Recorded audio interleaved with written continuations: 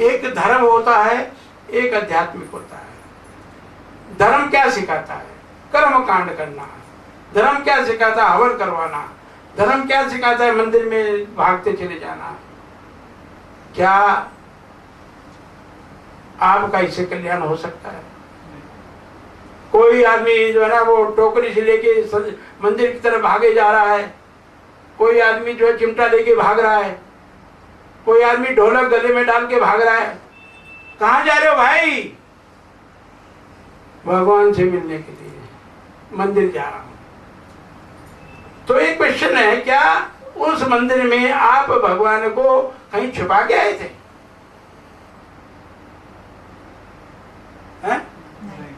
तो खामा का भाग जोड़ हो रहा है तुम्हारा। मोह को कहा ढूंढे बंदे, मैं तो तेरे पास में।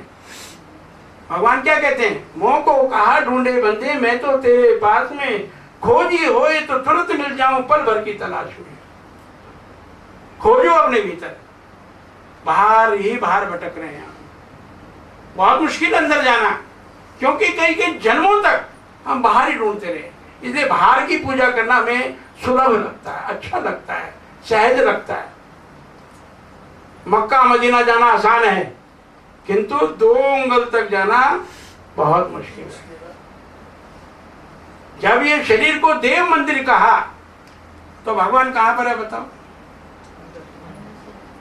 शरीर को जब देव मंदिर कहा तो भगवान कहाँ है? और जब भगवान कहाँ है वो ये ढूंढ लिया, तो फिर बाहर क्यों भटक रहे हो? बाहर क्या मिलेगा? तो गुरु एक मार्गदर्शक है। गुरु पूजा इसलिए की जाती है कि हम अपने गुरु के आगे संकल्प करें कि हे गुरुदेव, मैं आपके बताए हुए मार्ग पर आजीवन चलूंगा और अगले वर्ष में आपको अपनी काफी मेहनत करके दिखाऊंगा, है ना। गुरु का मतलब क्या है? रो नाम गो नाम अधेरा, रो नाम प्रकाश। गुरु जाके रक्षक गुरु धनी सके कहा करी और, हरि रूठे गुरु शरण है, गुरु रूठे नहीं तो। अभी आप देख लो, आप राम नाम का आनंद की वर्षा सुन रहे हो, मैं अपना काम कर रही है। क्या काम कर रही है? सुला रही है आपका चित्त को, हटा रही है आपका चित्त, लगने नहीं दे रही है आपका। क्यों? क्योंकि भगवान से वरदान मांगा था माया ने कि जब तुम्हारा भजन कोई करेगा उसकी आंख में बैठ जाऊंगी। कितने लोगों को नींद आ रही है? कितने लोगों का मन जरूर जागरूक है?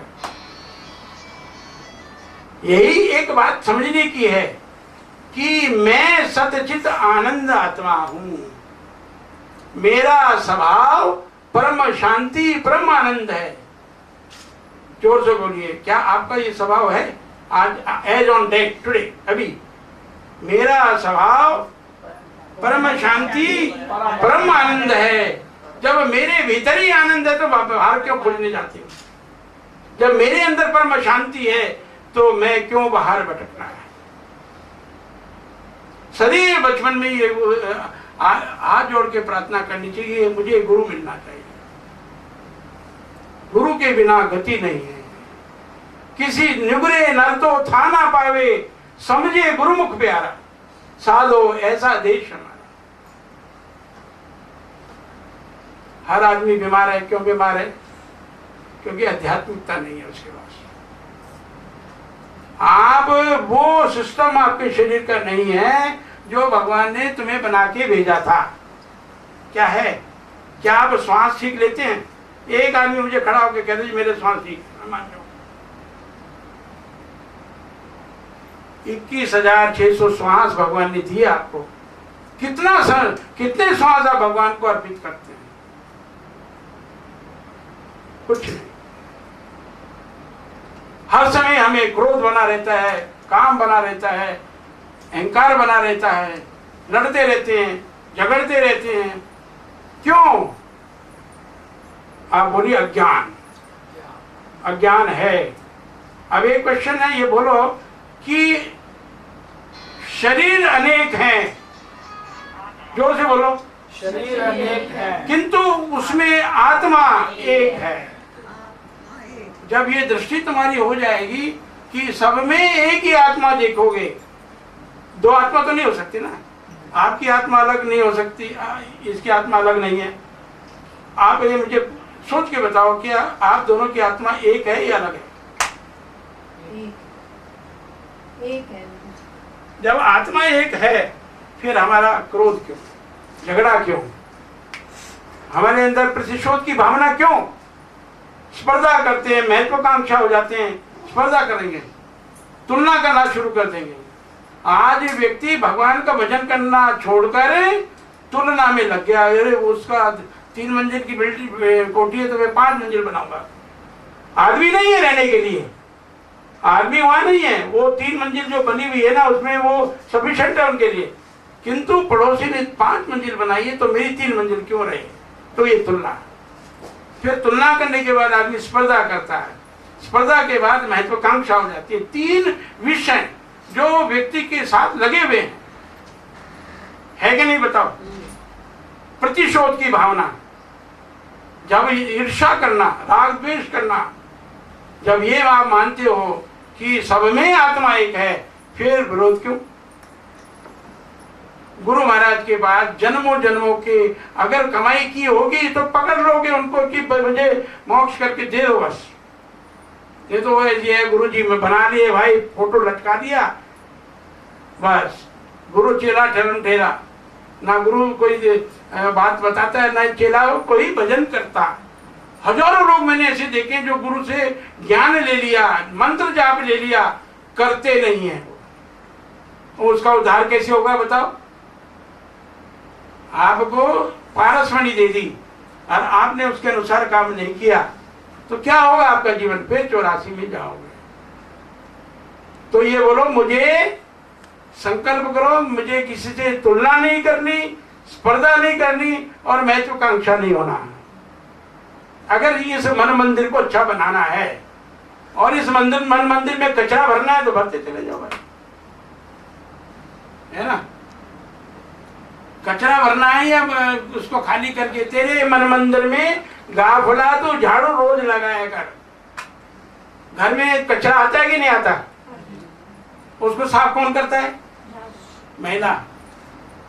और एक बारी नहीं 10 बारी वो अपना झाड़ू उठा के हाथ में रखती है। क्यों? कि कचरे का काम भीतर आने का है और महिला का काम है उसको बाहर करने का है। उसी प्रकार ये जो मन मंदिर है इसके अंदर कचरा है हमारे।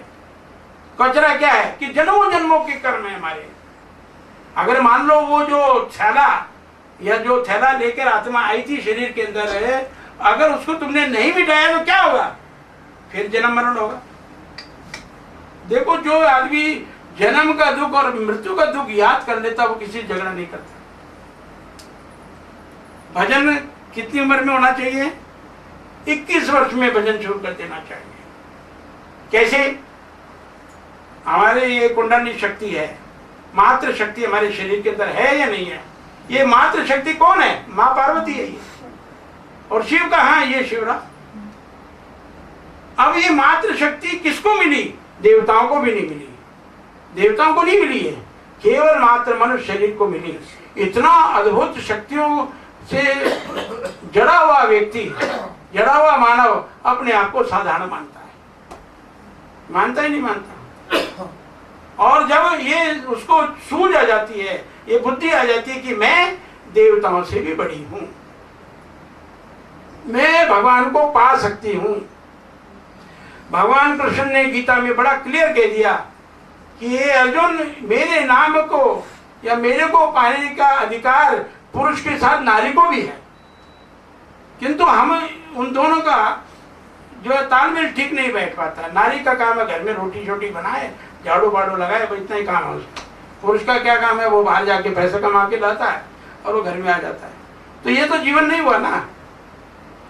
आपने कर्तव्यों को निभाते हुए, हमारा अध्यात्म ये नहीं कहता कि तुम घर बार छोड़ के चले जाओ, मंदिर में बैठ जाओ, कल वहाँ बद्रीनाथ चले जाओ, केदारनाथ चले जाओ, हम नहीं कहते। ये हमारी आध्यात्मिकता नहीं कहती। हमारी आध्यात्मिकता ये कहती है कि घर में रहते हुए सारे कर्तव्यों को निभाते हुए हमें भगवान का भजन करना चाहिए।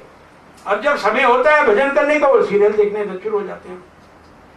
बुरा नहीं मानना, ये हमारे टीवी प्रोड्यूसर हैं, सीरियल बनाते हैं तुम्हारे, जो तुम देखते हो। तो उस सीरियल में हम फंस जाते हैं। तो जो जागृत में है वही स्वप्न में आएगा। तो हम जागृत में थे, आपने ऐसे भयंकर भयंकर जो है चित्र देख लिया रात को, तो रात में क्या होगा? स्वप्न में आएगा कि नहीं? फिर सुबह उठ के गुरुजी बड़ा बड़ा भयानक स्वप्न आया, कैसे ठीक होगा, कुछ हो जाएगा ऐसा। क्यों? उसके जो व्यवहार हम हैं खुद। कोई आदमी भगवान की भक्ति करने के लिए बताओ इच्छुक हुआ है? हमारी जो मातृ शक्ति से और यहाँ तक 7 केंद्र है, ठीक है ना। आदमी का पहला जो शरीर मूलाधार बनता है 7 वर्ष का हो जाता है। 7 वर्ष के बाद जब वो नाभि के नीचे आता है तो वो स्वादिष्ठान केंद्र बन जाता है और उसमें आदमी को भावुक बना लेता है। जब आदमी यहाँ नाभि भी आ जाता है तो नाभि पे वो 21 वर्ष का हो जाता है। नाभि का मतलब ज्ञान, ज्ञान केंद्र खुल गया तुम्हारा। अब आपने उस बात को सोचा नहीं और उस ज्ञान को बढ़ाया नहीं और वही मैं तू और ऐसा वैसा करना शुरू कर देता है। आज जितनी भी घरों के अंदर झगड़ा होता है, परेशानियां होती है, वो अज्ञान के कारण। अज्ञान और भरपूर अज्ञान है, ये नहीं कि छोटा मोटा ज्ञान है, भरपूर अज्ञान। इसलिए अगर इस जन्म में भगवान की प्राप्ति नहीं की, इस जन्म में आपके भीतर ही नाम जप है।